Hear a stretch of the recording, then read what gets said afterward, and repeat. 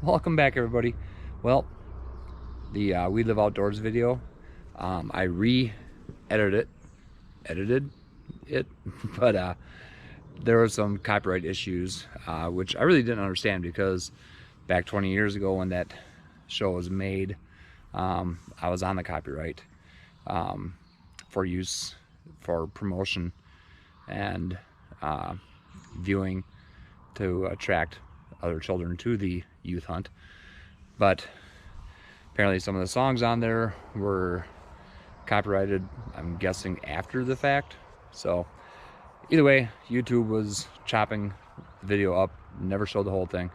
So now I went in and with my editing skills, with my free editing software, I replaced some of the music, even though it didn't have multi-track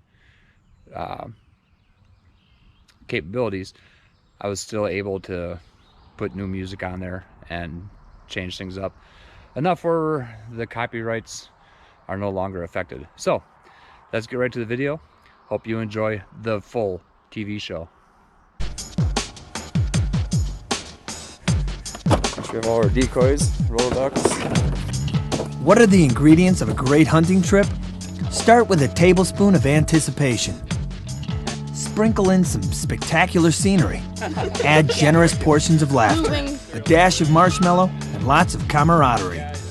The youth hunt's something that a friend of mine put together years ago, and I got involved in it along with my son and a bunch of our friends, and asking customers at the store that we work at, and just talking to people that you know and people that you don't know, and finding kids that don't have experience hunting and give them a place. We just come along and they just do the hunting. We do all the work for them.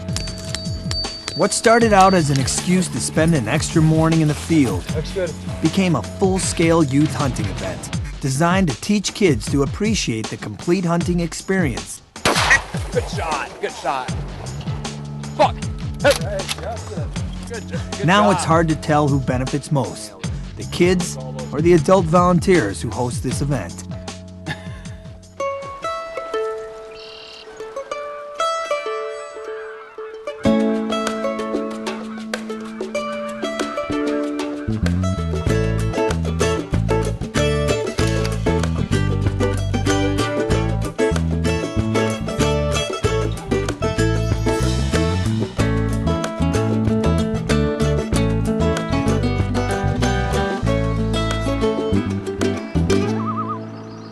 Experts have identified 5 stages of hunter gratification.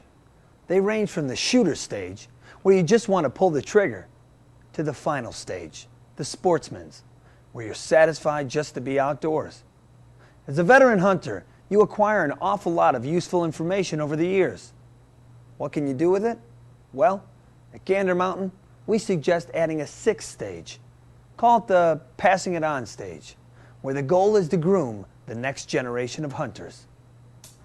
Gotta have life jackets for everybody when they're in a boat.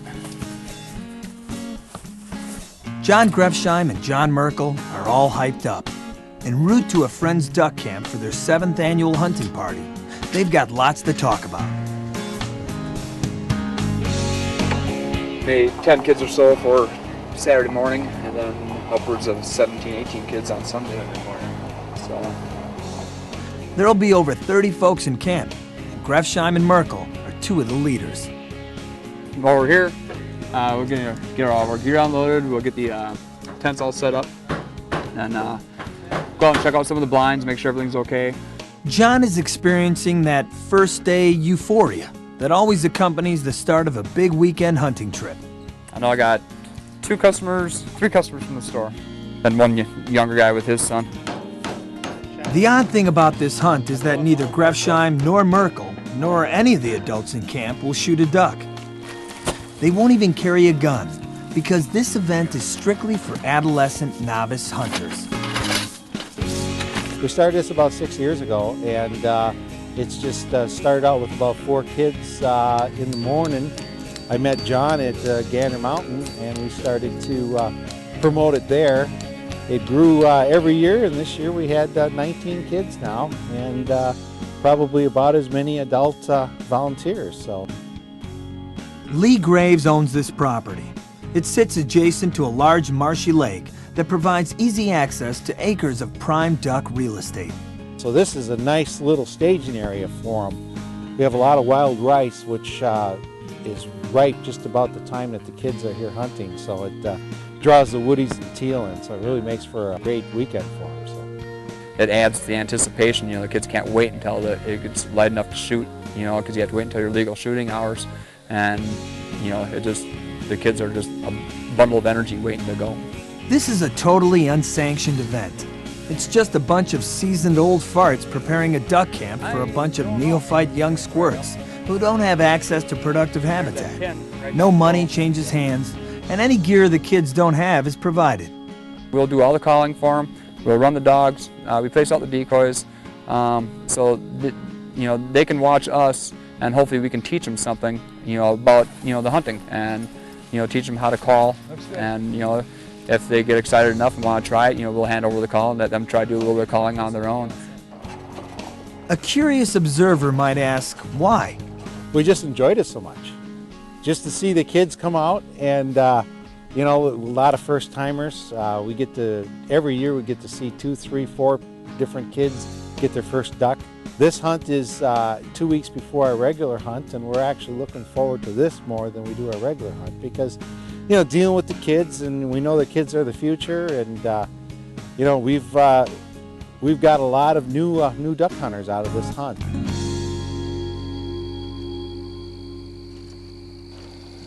The first night in camp is both quiet and short. 4 a.m. comes early. Drinking coffee, wake up in the morning? Luke. Come on. Wake up, boats are ready. The pre-dawn ritual of a duck hunt is a shocking encounter for a group of first-timers. What do you think it's gonna be like? Dazed and confused, they don't have a clue as to how to get ready. Luckily, the adults have a handle on it. You got a lot of friends when you got Pop-Tarts. Still tired? Plenty of sugar and candy to go with it to keep us awake during the day. It ain't gonna rain, the weather's gonna be perfect. Yeah, it's beautiful out today. Emma, you all fired up, ready to go? Oh, sweet. Let's get going then. The kids and their parents are led down a path to the half-dozen elevated blinds along the marsh. It's a short walk, but they will get their feet wet. A guide accompanies each group. John is hunting with Justin and Emily this morning. Both are first-timers. The first advice that we give these kids is safety. You know, that's our utmost concern, to have a safe hunt for the kids. Try to bottle up some of that energy that they have, you know, building up. So when the ducks come in, they don't get too excited and you get, you know, essentially duck fever and start missing a lot. We've never had, you know, like a kid up here that's never shot a duck. Everybody's down away with at least one duck. Shooting-wise, shooting to the left is okay. Shooting to the right, you have another blind about 75 yards over. So you don't want to shoot real hard to the right. You shoot at an angle.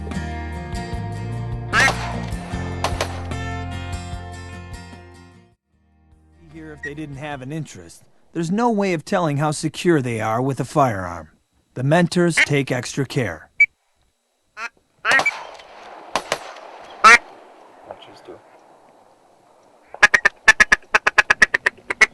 With shooting going on all around them, Justin and Emily quickly get the point. Oh! All right! Good shot. Come on. Guys, got yourself a nice little teal. What do you think of that? Sweet? Good job. Sitting on the water, but we got it. So, now you take the next shot, okay? Good job. While the kids might not show perfect form, John Grefsheim knows this is not the time to teach. You just pointing and shooting? You have to aim. Have you shot clays right now before? Gentle reminders about leading and shouldering are the only advice he offers. Make sure you lead the birds. Get in front of them. Not as many ducks as what we were hoping. We got a lot more hunters coming up here today than we than what we thought, which is good. Get a lot of ducks end up getting gun shy because so many people shooting at them. But we still got it's a long time to go. We got one down, and we got one. Then we have to wait and see if Justin can get one here pretty soon. But they're still flying around, so you guys have to wake up and pay attention.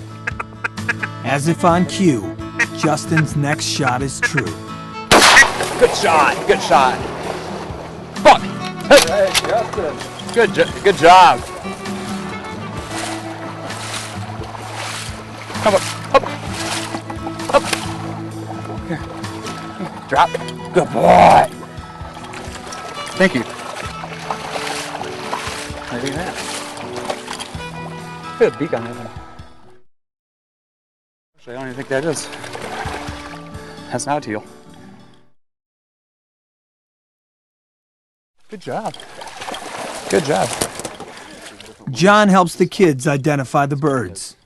Blue and green on his wings. Looks like a shoveler, don't it? Good shot, though. And heaps loads of praise on every successful shot. And just like that, a hunter is born.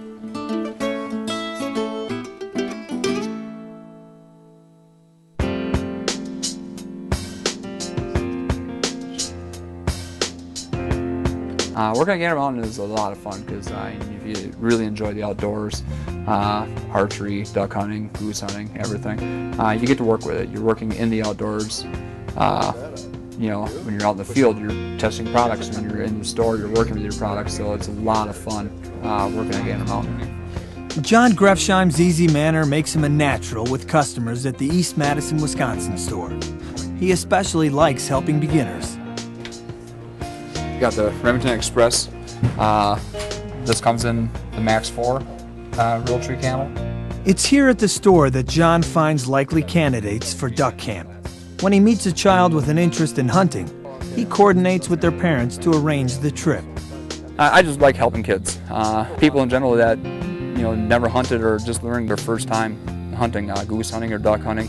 I'd rather see who's ever with me, get most of the shooting and get most of the ducks. I just enjoy calling and watching, the ducks fly in. It's a rush. It's a lot of fun for me as well as the people that are hunting with me.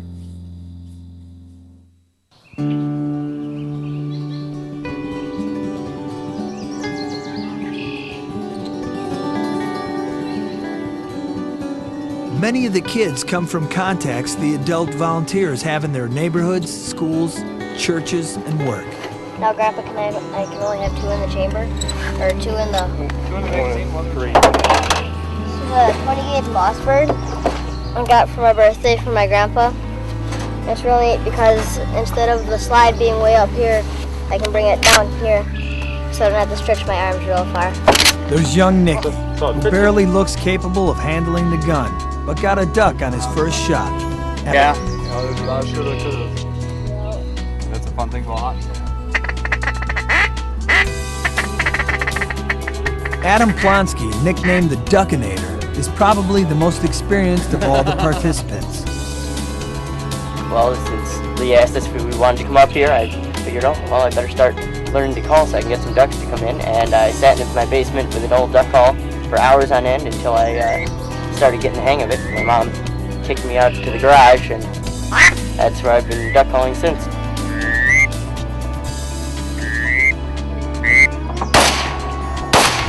Good shot! Look at that. They're not out of range. That's right where the other ones were. Now, where'd my duck call go? Come on, baby. Good girl. She had her front two lines. Good job. Yeah. That's a nice shot. Yep, just one. And I got him.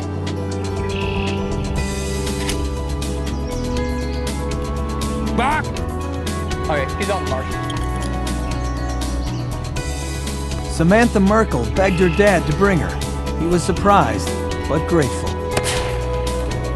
It was a really neat experience to see her. And the look on her face and the enjoyment I think she had the whole weekend. And I think we're going to do a lot more of it. I think she really can get into this. We need to work on a few things, but that's just time and practice. Good shot. Just getting out there and doing it. That's it.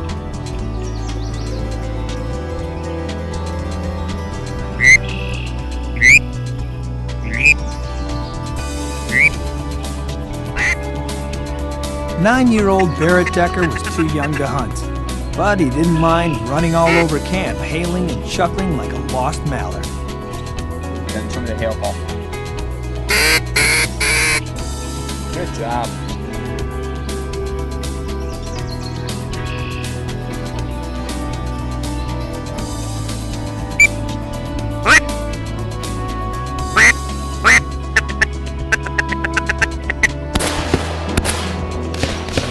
Oh, they got it. But you can't wait to hunt, huh? And every kid that shot a duck had a smile to share. The BB went through to the top, so pretty cool. First one we saw that came pretty close. We got it. Pretty cool though. And then my last one came right into the decoys and I got it right before it hit the water. So you guys got a double, you and your partner? Yeah. That's great, man. You're pretty excited? Yeah.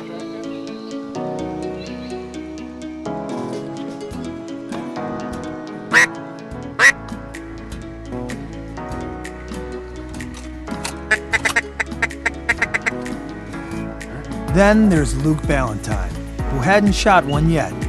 But if there was ever a kid born to hunt, he's the one. Waiting, it's like, come on, where are you? It's really fun. Anxious. It really is. Yeah.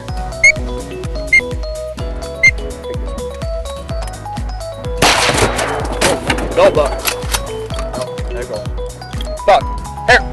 Sometimes I wish I would have had this kind of experience when I was a kid, you know, how things have changed. And it's just a great experience for the kids. I mean, the hands-on training and seeing how it all works at duck hunting. I mean, this would be something that he'll be talking about a long time, I think.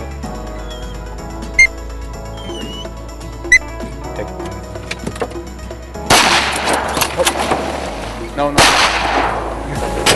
You both knocked you over, didn't it?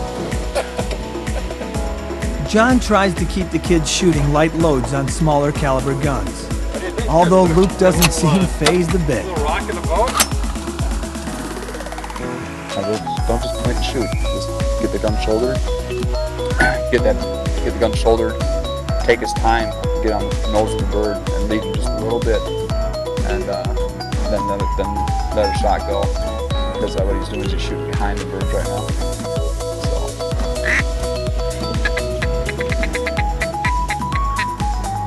So. Then Luke got his best chance and made the most of it.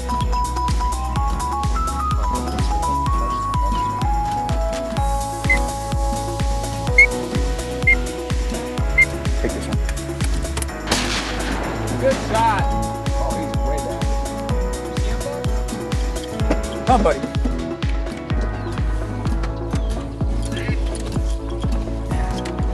Once they shoot one, especially if it's their first duck, the excitement level on their face is just unbelievable. Green.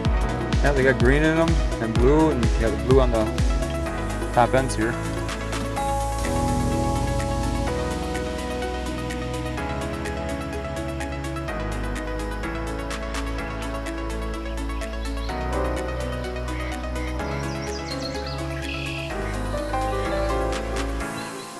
Every kid comes away with a real positive experience. Like I said, every kid generally gets a duck. We've been 100% so far, knock on wood, make sure everything's set for them. And try to make it as easy and fulfilling for the kids as we can. The kids just love it and they go away with a great positive attitude. No question, these kids will miss a lot more ducks than they'll hit. But the act of dropping a teal flying 40 miles an hour is an accomplishment that builds self-confidence. With so much attention being focused on the negative use of firearms lately, especially by kids, it's refreshing to see them being used for their intended purpose.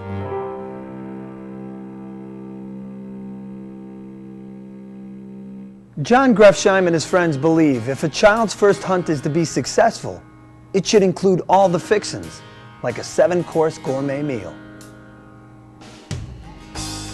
In reality, they're selling the sport they love, preparing like-minded hunters to replace themselves someday.